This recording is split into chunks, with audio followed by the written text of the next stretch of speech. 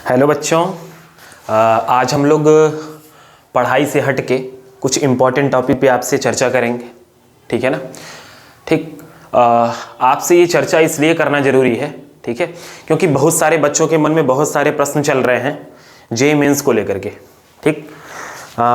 जैसा कि सबको अब पता लग गया होगा, ठीक है, 2 दिन हो ही गए हैं कि एनटीए ने अपना जो है जेईई मेंस का सेशन फर्स्ट का जो है, ठीक है, अपना टाइम टेबल जो है डिसाइड कर लिया है। और डेट जो आया है वो आया है जनवरी का 24, 25, 27, 28, 29, 30, 31। ठीक है, मतलब 26 अगर छोड़ दें, 26 जनवरी को अगर छोड़ दिया जाए तो 24 से लेके 31 तक के बीच में वो सारे एग्जाम्स के डेट को डालने वाले हैं।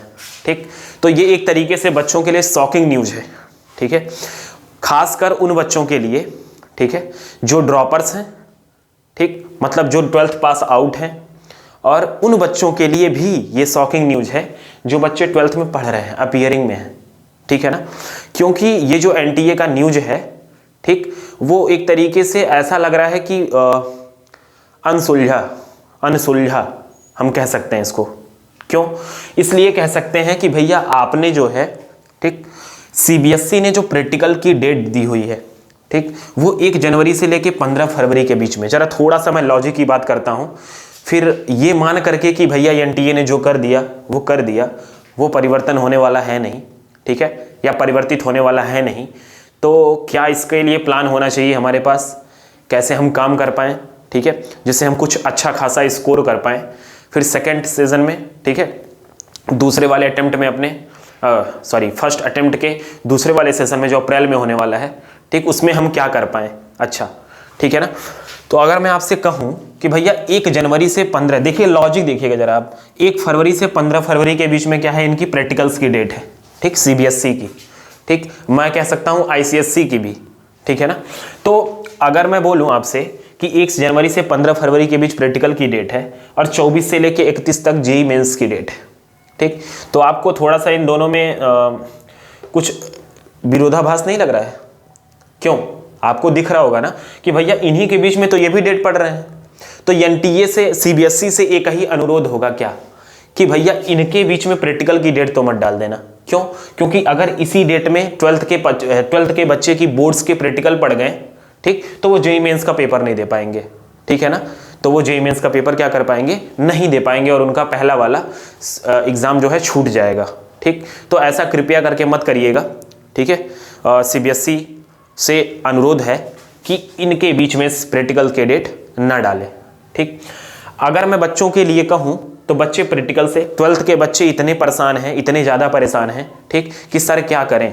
ठीक है, यूपी बोर्ड्स के बच्चों के लिए थोड़ी सी राहत इसलिए है क्योंकि उनका बोर्ड्स एग्जाम जो है अभी कोई डेट रिलीज नहीं हुई है, या ऑफिशियली भी कुछ ऐसा दिया नहीं गया है।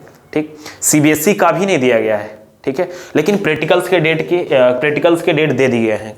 ठीक है, ये ऑफिशियली है क्या, 1 जनवरी से 15 फरवरी के बीच में, और जेईई मेंस का ये डेट है, आपको दिख रहा होगा। ठीक, तो मैं ये कह सकता हूँ कि ये एक तरीके का मजाक ही है। ठीक है, ठीक, जो बोर्ड्स के बच्चे हैं जो 12th में पढ़ रहे हैं, ठीक, वो किसके साथ झेलेंगे, प्रैक्टिकल्स के साथ। प्री बोर्ड्स, 2 प्री बोर्ड्स हो रहे हैं। ठीक है, उनका प्री बोर्ड्स जनवरी में भी है। ठीक है ना, उनका प्री बोर्ड जनवरी में भी है भैया।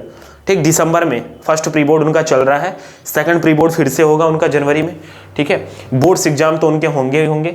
इन सब के बाद जनवरी में डेट डाल देना कहाँ का सही डिसीजन है, मुझे समझ में नहीं आ रहा। ठीक, लेकिन अगर ये डिसीजन बन ही गया है, ठीक है, अगर ये डिसीजन बन ही गया है, अगर मान लो एनटीए चेंज कर देता है तो भैया बहुत बहुत कृपा इनकी होगी कि एनटीए डेट चेंज कर दे। ठीक है ना? अगर नहीं डेट चेंज करता है तो हमारे पास कोई प्लान होने चाहिए। ठीक है ना?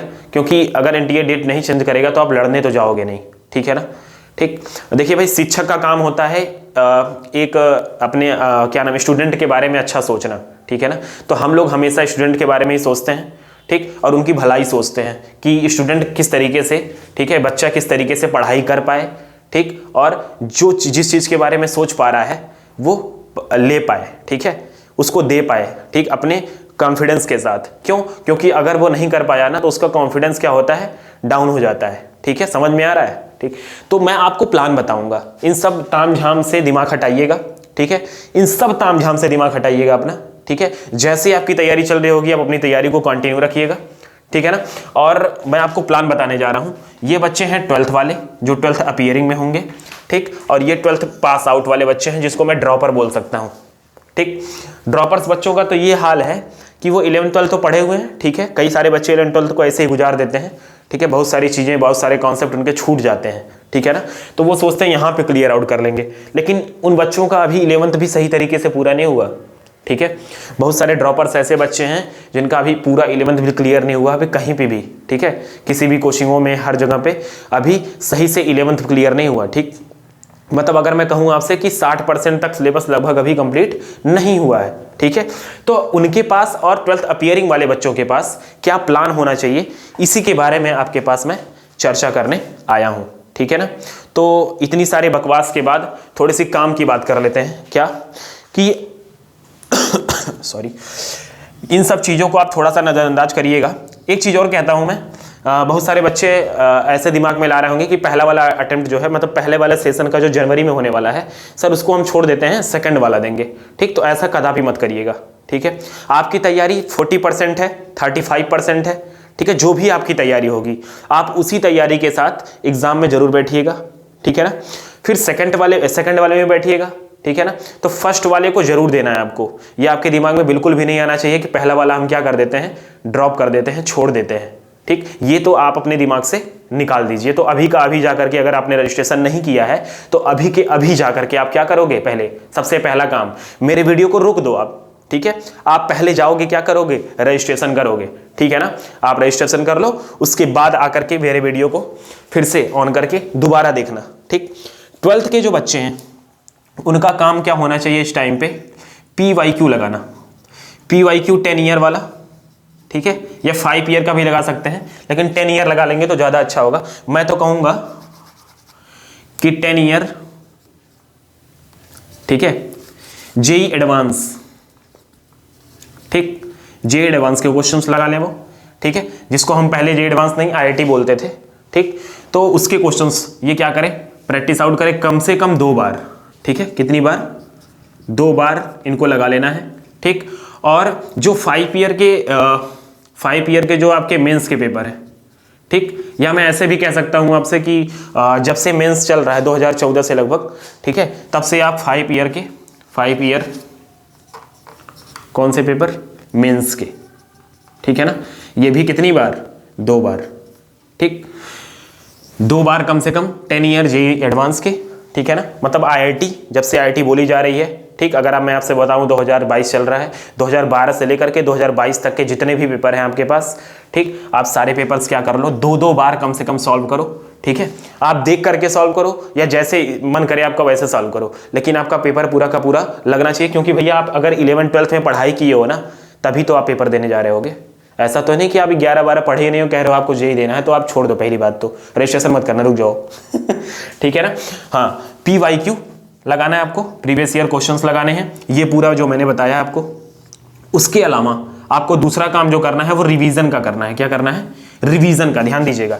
10 year JEE advance, 5 year JEE mains, ठीक है ना, 2-2 बार, ठीक, कम से कम है ये 2-2 बार, आप और ज़्यादा कर सकते हो, इतनी बार आप कर सकते हो कि चीज़ें आपको क्या हो जाएं, आपके दिमाग में फ्रेम बन जाए क्वेश्चंस का, फार्मूलाज का, ठीक है ना। तो अगला यहाँ पे क्या होना चाहिए, तीसरा इसमें होना चाहिए रिवीजन, आपको ऐड करना है।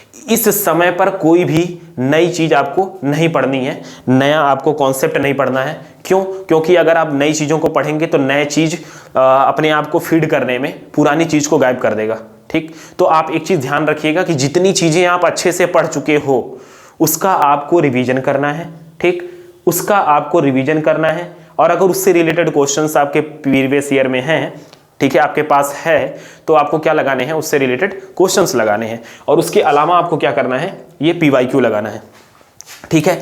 इसके साथ सबसे मुश्किल वाली बात क्या है कि आपके पास समय भी नहीं है, और इसके साथ साथ आपको बोर्ड्स भी मैनेज करने हैं। क्या करने हैं, बोर्ड्स एग्जाम्स भी मैनेज करने हैं, ठीक। तो आपको हाफ टाइम बनाना होगा, ठीक। मैंने बोला था प्री बोर्ड्स चल भी रहे होंगे, छुट्टी भी आपके पास, टाइम भी टाइम होगा, ठीक है, CBSE के पास, ठीक है, या ICSE के पास टाइम ही टाइम। सर मजाक मत करो सर, टाइम तो नहीं है बिल्कुल भी, ठीक, लेकिन टाइम निकालना पड़ेगा, ठीक है बच्चा। इस टाइम पे आपको टाइम निकालना पड़ेगा। आपको पूरा अपने सेल्फ स्टडी का आधा से ज़्यादा टाइम कहाँ देना पड़ेगा, इस एग्जाम के लिए, ठीक है ना।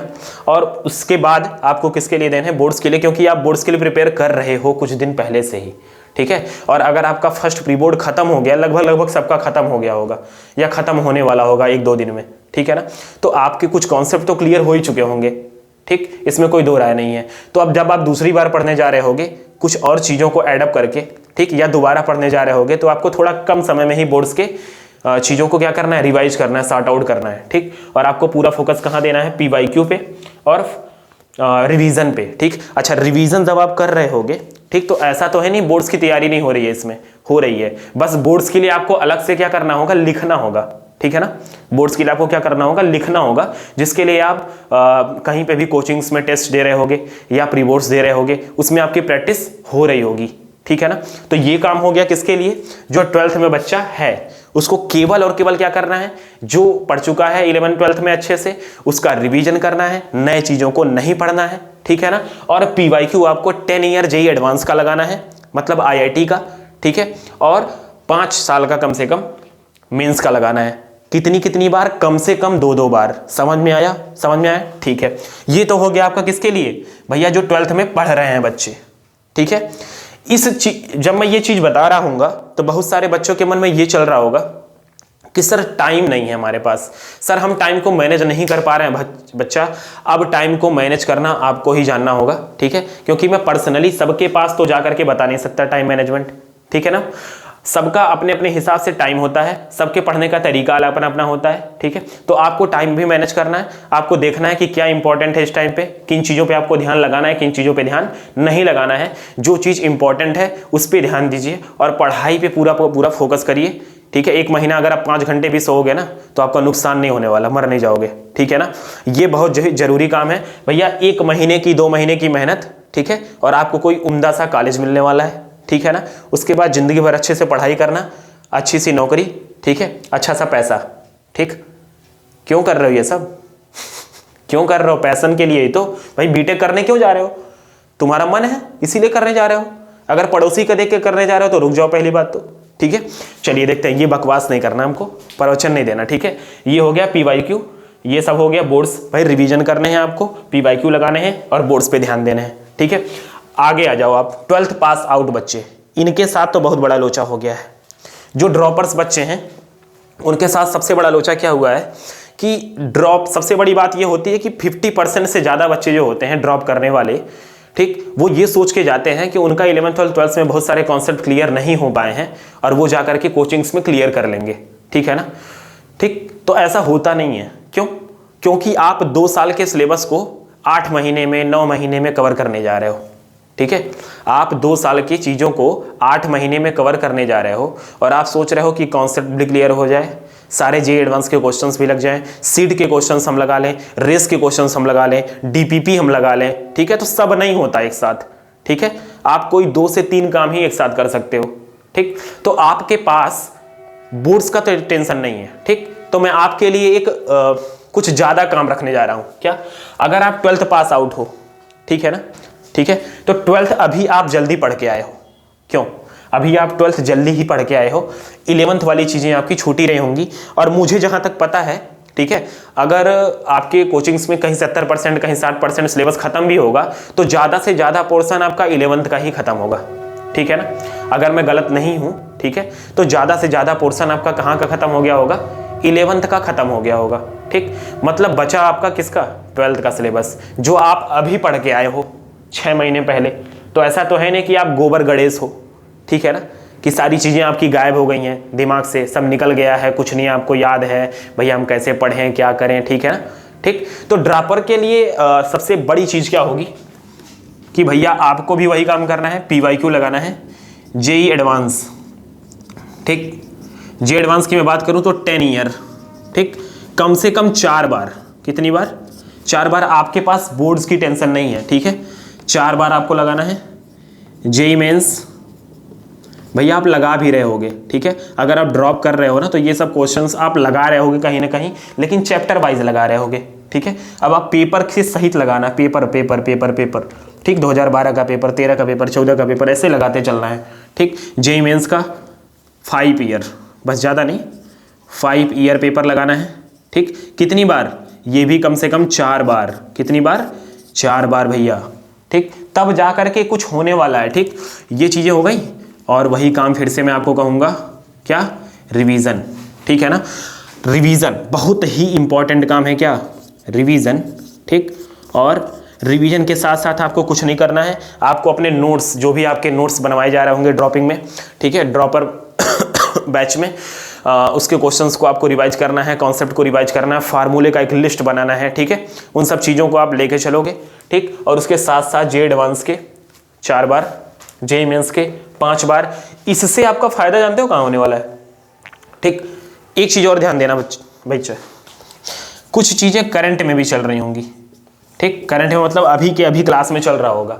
उन चीज़ों को तो भैया आपको अलग से 2 घंटे कम से कम देने पड़ेंगे। ये करंट के टॉपिक्स तुरंत पढ़ो और तुरंत प्रीवियस ईयर उसके क्वेश्चंस लगा लो।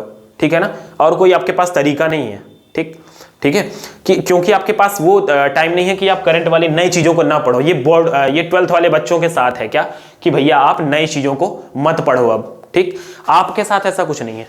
आप जो करंट में पढ़ रहे हो उसको भी क्या करना है, कम से कम अगर ये जनवरी 24 से स्टार्ट होने वाला है तो कम से कम आप 10 जनवरी तक तो चीज़ें पढ़ ही सकते हो।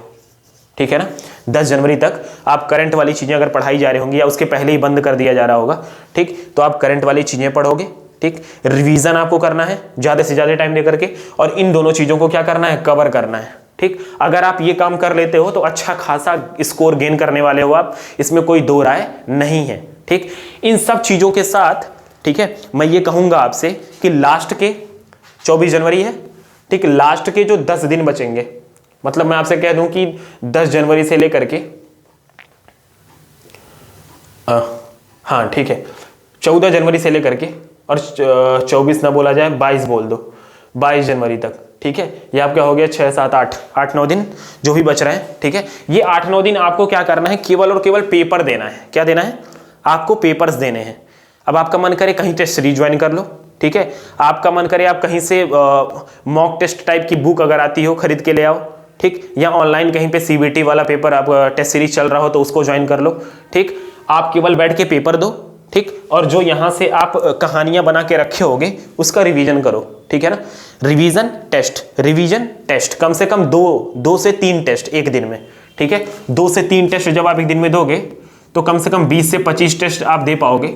ठीक, और 20 से 25 टेस्ट फुल टेस्ट है भैया, ये फुल टेस्ट। ठीक है, और आपको खुद क्लियरिफाई करना होगा कि भैया हम कितना स्कोर तक गेन कर पा रहे हैं। ठीक, ये 20 से 25 टेस्ट आपको देना है। ठीक, फिर टेस्ट पेपर का एनालिसिस भी खुद करना है। ठीक है, और साथ ही साथ क्या करना है, रिवीजन। क्या करना है, रिवीजन। समझ में आ रहा है? ये वाला काम तो दोनों के साथ है, इनके साथ भी, भैया के साथ और इनके साथ भी। समझ में आ रहा है कि नहीं आपके?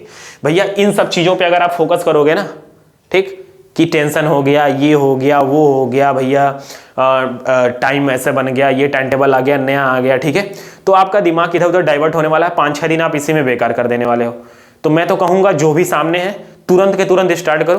ठीक है, परेशान होने की ज़रूरत नहीं है बच्चों। ठीक है, इन सब चीज़ों के साथ, ठीक है, मैं एक चीज़ और कहना चाहूँगा कि देखो ये एग्जाम ही है। ठीक, इतना सीरियस होने की ज़रूरत नहीं है। ठीक, आप कहोगे सर आप इतनी सारी कहानियाँ बता दिए, अब कह रहे हो कि सीरियस होने की ज़रूरत नहीं है। सीरियस होने का मतलब कि दिमागी स्ट्रेस नहीं देना आपको, एकदम कूल होके काम करना है। ठीक है, एकदम कूल होके ठंडे दिमाग के साथ ये सब पढ़ाई करनी है। ठीक है, आप अपना 100% देने जा रहे हो बस। ठीक है ना, यहाँ पे आप क्या करने जा रहे हो, अपना 100% देने जा रहे हो। ठीक है, और जो रिजल्ट होगा वो होगा। ठीक है, उसको हम भी एक्सेप्ट करेंगे, आप भी एक्सेप्ट करोगे। ठीक है ना, तो ज़्यादा परेशान होने की ज़रूरत नहीं है। एकदम चिल रहिए, मस्त रहिए और आराम से क्या करिए, पढ़ाई करिए। ठीक है बच्चा लोग? ठीक है, बहुत बहुत धन्यवाद आपका, थैंक यू।